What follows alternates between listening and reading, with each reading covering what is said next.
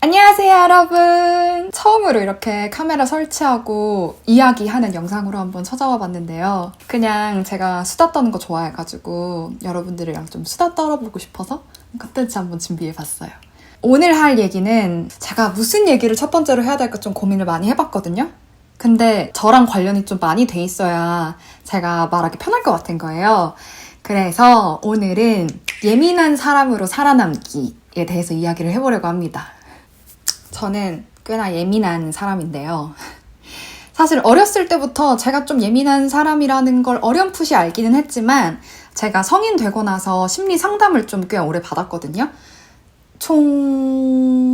네 분의 선생님을 총 만났어요. 10년 동안. 근데 그 선생님들이 모두 다 하신 말이 굉장히 예민한 사람이라고 하시더라고요. 그래서 나는 예민한 사람이구나 하고 알게 됐어요. 일단은 뭐부터 얘기를 하면 좋을까요?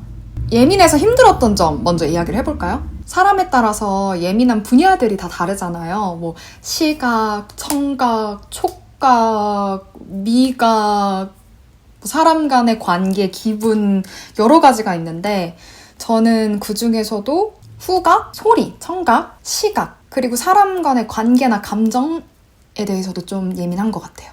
어렸을 때는 촉각도 되게 예민했는데 지금 크면서 그거는 많이 둔감화가 됐고요.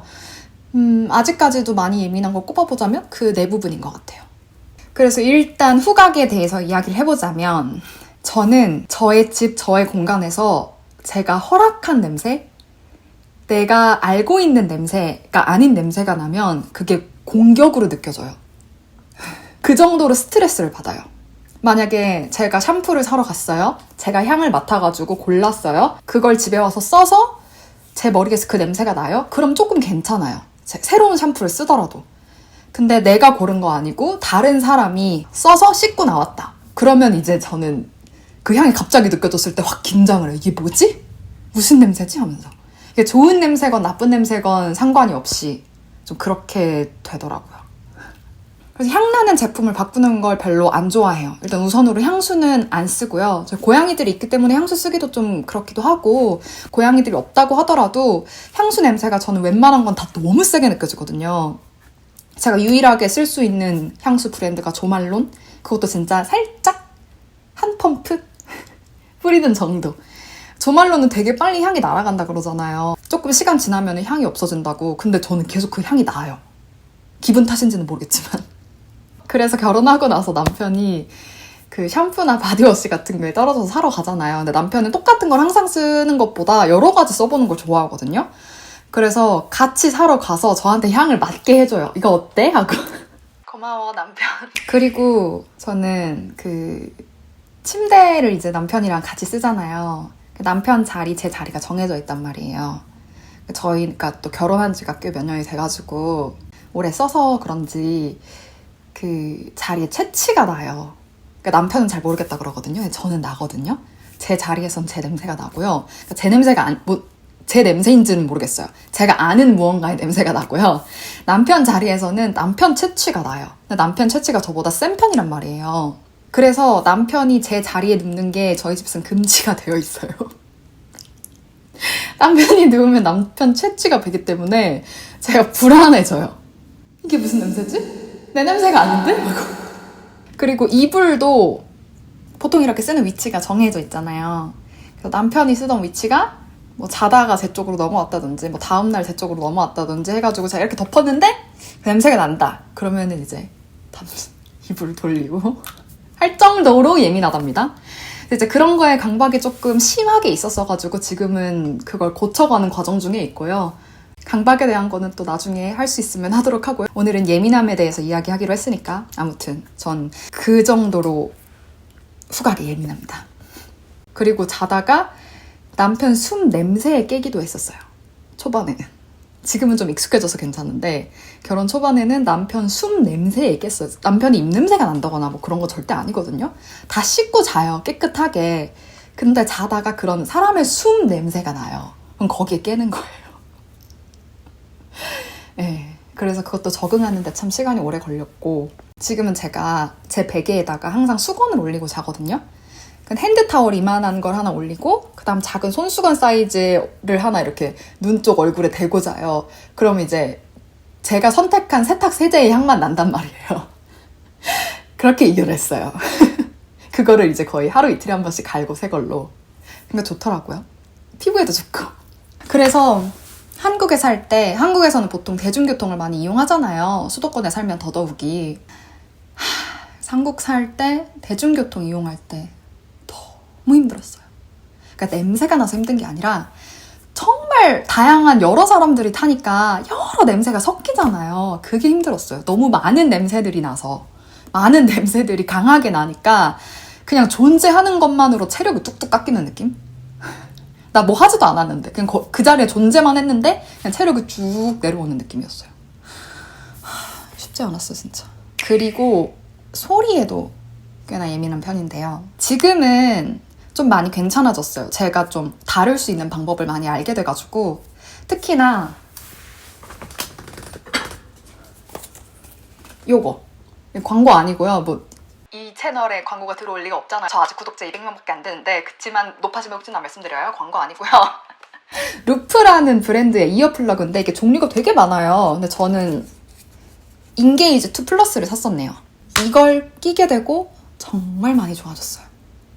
이게 완전히 다 소리를 차단시켜주는 게 아니라 소리의 볼륨을 좀 내려준다고 해야 될까요? 그래서 쓰고 있어도 대화는 할 수 있을 정도. 그리고 거기에 뭐 추가를 하면은 가운데에 뭐 이렇게 실리콘 같은 걸 추가할 수 있는 게 있거든요. 그걸 추가하면 조금 더 이제 뮤트를 할 수 있는 그런 제품인데 이걸 끼고 정말 많이 괜찮아졌어요. 잘 때도 꼭 끼고 자고요. 원래 잘 때 남편이 뒤척이는 소리, 그리고 더군다나 지금은 아파트로 이사 와가지고 벽간 소음 때문에 옆방 사람이 움직여서 가구가 이렇게 덜컹 하는 소리도 제가 깼거든요. 근데 이제 더 이상 그런 소리에 깨지 않는다. 우리 고양이들이 저녁에 우다다다를 해도 깨지 않는다. 예. 그리고 평소에 지낼 때도 남편이랑 같이 살잖아요. 같이 살면 다른 사람의 생활음이 들릴 수밖에 없는 게 너무 당연한 일이잖아요. 근데 특히나 내가 조금 피곤해서 더 예민해질 때 그게 좀 거슬릴 때가 있어요. 듣고 싶지 않을 때가 있어요. 아니면 남편이 틀어놓은 TV 소리, 뭐 노래 소리 이런 게 듣고 싶지 않을 때가 있어요. 그럴 때 이제 원래는 헤드셋을 많이 꼈었거든요. 노이즈 캔슬링 헤드셋을. 근데 헤드셋이 오래 끼면 여기 머리가 아파요. 무거워가지고. 아무리 가벼운 걸 끼더라도 여기 계속 눌리기 때문에 여기가 아프거든요. 근데 이어 플러그를 끼니까 너무 좋더라고요. 왜냐면 소리에 볼륨만 낮추고 싶지 다른 걸 듣고 싶지 않을 때도 있거든요. 근데 노이즈 캔슬링은 특유의 약간 삐 소리라고 해야 되나? 무슨 소리가 나요. 아무튼 설명을 못 하겠는데. 근데 이건 그냥 소리를 좀 차단시켜주니까 저의 숨소리만 좀 더 강하게 들리거든요. 사실 이것도 초반에는 좀 싫었어요. 내 숨소리가 세게 들리는 것도. 근데 다른 게 많이 들리는 것보단 나의 숨소리가 들려서 내 숨소리에 좀 집중을 하는 게 약간 메디테이션, 명상하듯이 좀 괜찮더라고요. 그리고 제가 소리에 예민해서 힘든 점 중에 하나는 너무 피곤할 때 이런 분들 많이 계시더라고. 근데 노래를 못 들어요. 보통 노래들이 여러 사운드가 이렇게 겹쳐져가지고 만들어지잖아요. 악기도 다양하게, 아니면 사람이 노래하는 소리가 있으면 여러 가지 화음을 넣기도 한다든지. 그게 음악의 아름다움이잖아요. 근데 평소에는 그거를 되게 즐겁게 즐길 수가 있는데 제가 조금 피곤해지고 힘들어서 더 예민해질 때는 그 소리의 레이어들이 다 따로따로 들리는 게 너무 피곤할 때가 있어요. 그 레이어가 따로 나뉘어져 있다는 게 너무 잘 느껴지고 그 나뉘어져 있는 게 너무 다 선명히 들릴 때가 있거든요. 그때는 너무 피곤해가지고 저는 진짜 힘들 때는 아무것도 못 듣고, 힘들지만 무언가 듣고 싶을 때는 피아노 독주밖에 못 들어요. 오케스트라도 못 들어. 오케스트라 너무 다양한 악기가 같이 있잖아요. 그 악기들이 만들어내는 하모니가 아름다운 건데 난 그 하모니를 즐길 수가 없어. 그렇게 피곤하고 예민할 때는. 소리가 쪼개서 들리는 게 너무 다양하고 많은 정보가 확 들어오는 느낌이라 쉽지 않아요. 쉽지 않아. 그리고 촉각은 크면서 이제 좀 많이 둔해지긴 했거든요. 그래서 이제는 딱히 그렇게 촉각 때문에 불편하다거나 힘든 점은 없는 것 같아요. 어렸을 때나 이제 조금 제가 좋아하는 촉감이 아닌 잠옷 입는 거 너무 스트레스 받고, 잠옷이 아니더라도 외출복인데 그 그 피부에 느껴지는 게 싫으면은 막 견디지를 못한다든지, 이불이나 수건 같은 것도 꼭 나의 것이 정해져 있고 그 촉감이 정해져 있다든지 하는 이슈들이 좀 있었어요. 그래서 제가, 이거 조금 TMI인데, 초등학교 저학년 때쯤에 한참 동네 친구들이 태권도를 많이 다녔어요. 그러니까 다들 다니니까 나도 궁금한 거야. 끼고 싶은 거야. 다니고 싶은 거예요. 그래서 엄마한테 엄마 나 태권도 다닐래 해가지고 엄마가 태권도를 보내줬어요. 근데 가자마자 엄마 나 안 할래. 왜냐면 태권도 도복이 너무 빳빳해서 싫어서 그 빳빳함이 피부에 닿는 게 너무 싫어가지고 엄마 나 안 할래. 그래서 엄마가 한 달은 다녀라 해가지고 한 달인가 2달 좀 다니고 노란띠를 벗어나지 못하고 그만뒀습니다. 네. 그리고 시각은 제가 아직도 드라마나 영화를 잘 못 봐요. 싫어하는 건 아니고 자주 보지 못해요. 특히나 좀 자극적인 거는 억지로 좀 피하려고 하고요. 그 이유가 정보가 글로 들어오면 그 글은 제가 읽어나가기 때문에 중간에 좀 조절이 잘 되거든요. 내가 좀 피곤하다, 힘들다, 이 이미지는 내가 받아들이기 쉽지 않을 것 같다 했을 때 약간 끊어갈 수가 있어요. 왜냐면 내가 머릿속에서 만들어내는 이미지들이잖아요. 글을 읽고. 그래서 시간이 좀 걸린단 말이에요. 영상물을 보는 거에 비해서. 근데 영상은 영상 정보를 제가 딱 보면 그 장면이 바로 머리에 이렇게 박혀 들어오는 기분이라 약간 내가 대비할 수 없는 느낌? 그래서 긴장도가 되게 올라가게 되고요. 영상을 볼 때. 그리고 생각지도 못하게 조금 자극적인 장면이 확 덮쳐왔을 때 거기서 벗어나기까지 시간이 굉장히 오래 걸려요. 그리고 그게 체력을 너무 많이 소모시켜요. 낙인처럼 찍힌다고 해야 될까요? 머리에? 내 뇌리에? 그래서 특히나 더더욱이 자극적인 소재는 보기가 힘들고. 근데 또 영상물 재밌잖아요. 영화도 너무 재밌고 드라마도 너무 재밌고. 그래서 가끔 볼 때는 이제 소리를 조금 작게 해서 본다든지 아니면은 다른 일을 하면서 나의 뇌를 조금 방해를 시키면서 본다든지 너무 몰입 못하게 조금 제어를 하면서 보는 것 같아요. 어렸을 때는 지금보다 체력이 더 좋았어서 그런지 그걸 그냥 즐길 수 있었거든요. 거기 그렇게 막 푹 젖어서 몰입해 있고 막 일주일이고 한 달이고 못 빠져나오고 그 여운을 즐기는 걸 너무 행복했는데 이제 거기에 대해 체력을 다 쓰면 나의 일상생활을 영위할 수가 없다. 나 씻고 밥 먹고 청소하고 내 할 일 해야 되는데 아무것도 못한다. 그래가지고 이제 조금 조절하면서 거리를 살짝 두면서 지내고 있습니다. 그래서 제가 제일 많이 보는 영상은 브이로그예요. 브이로그는 자극적이어봤자 얼마나 뭐 자극적일 게 나와요. 보통 일상을 보여주는 거잖아요. 그래서 사실 브이로그 유튜브 영상도 본다기보다 틀어놓고 다른 일을 하는 걸 너무너무 좋아해요. 소리 작게 해놓고 약간 배경음악처럼. 그리고 또 사람 간의 관계, 감정에도 조금 예민한 편이에요. 내가 노력하지 않아도 분위기나 다른 사람의 감정이 조금 전이가 잘 되는 느낌이에요. 그렇다 보니까 조금 아까 전에도 말했다시피 그냥 존재하는 것만으로 나의 체력이 뚝뚝뚝뚝뚝 깎이는 느낌이 많이 들거든요. 남들보다 조금 체력 소모가 배로 드는 느낌? 이거는 제가 꾸준히 상담을 다니고 병원 다니고 하면서 체득을 하게 된 건데요. 이 감정이나 관계에 내가 예민한 것을 어떻게 다룰지는. 일단 최우선으로 제가 하는 건 다른 사람이 자기의 입으로 직접 말하지 않은 감정은 제가 무시해요. 그러니까 이게 무슨 뜻이냐면 친구랑 같이 있었는데 친구가 뭔가 기분이 안 좋은가? 하고 눈치가 보이는 상황이 있을 수 있잖아요. 그럴 때 친구가 저한테 나 기분이 안 좋아, 나 피곤해 라고 말하지 않는 이상 없는 일이라고 쳐요. 저는 넘겨짚지 않으려고 해요. 그냥 내가 그렇게 보인다고 느껴질 수는 있잖아요. 피곤해 보이네. 그냥 거기서 끊어버려요. 피곤해 보이네. 왜 피곤하지? 안 피곤하려면 어떻게 해야 되지? 이렇게 르르르르르 이어나가는 걸 하지 않고 그냥 저 사람이 아직 나한테 말을 하지 않았으니 나는 그냥 기다려야지. 난 그냥 나의 할 일을 하면서 있어야지 하게 됐어요. 그냥 흘려보내는 거죠. 그 감정을. 찰나의 순간에 느꼈던 나의 감정이나 기분을 붙잡아 두지 않고 그냥 이렇게 흘러나가게. 뭔가 지금은 상대방이 나한테 말로 꺼내지 않았는데 내가 추측하고 넘겨짚는 게 좀 예의가 아니라는 생각도 들더라고요. 그리고 그렇게 했더니 쓸데없이 에너지 소모가 되는 걸 좀 방지하게 되기도 했고요. 그리고 사람이 웃긴 게요. 나도 모르게 내가 한 것처럼 상대방이 해주길 원하게 돼요. 나한테 배려가 상대방한테 배려가 아닐 수도 있는데 나도 모르게 그렇게 원하게 돼요. 내가 그렇게 했으니까 상대방도 해주길 원하는 게. 근데 모르잖아요. 상대방은 내가 배려하는 걸 모를 수도 있고 나도 상대방이 배려해주는 거 모를 수도 있고 왜냐면 나의 배려의 정의와 저 사람의 배려의 정의가 다를 수 있으니까 그래서 괜히 내가 할 수 있는 것 이상의 것을 하면서 왜 이 사람은 나한테 안 해주지? 라고 생각하는 걸 그만둔 것도 있는 거죠. 상대방의 것을 내 맘대로 재단하지 말자. 내가 감당할 수 있을 만큼 주고 싶은 만큼의 배려와 마음만 쓰자. 그리고 거기에 대한 대가같이 그런 책임을 바라지 말자.